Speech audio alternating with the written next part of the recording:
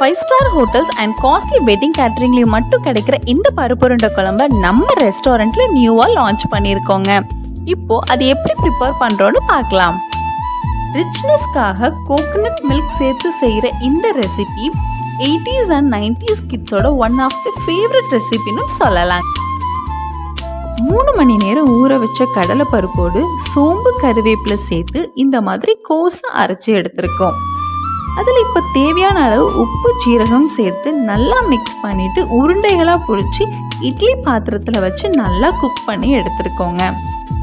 இப்போ ஒரு கடாயில் செக்கு கடலெண்ணெய், மல்டி பர்பஸ் தொக்கு, கொஞ்சம் கருவேப்பிலை, ரெஸ்டாரண்ட் எல்லோ கிரேவியும் சேர்த்துருக்கோம்.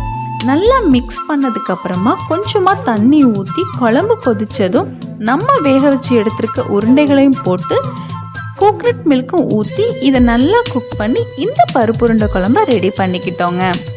நீங்கள் வீட்டில் ட்ரை பண்ணும்போது ஆனியன், டொமேட்டோ, இஞ்சி பூண்டு பேஸ்ட் போட்டு நான்வெஜ் கிரேவிஸ்க்கு குக் பண்ணுற ஸ்டைலில் குக் பண்ணிவிட்டு மிளகாய்த்தூள், மல்லித்தூள், கரம் மசாலா சேர்த்துக்கணும்.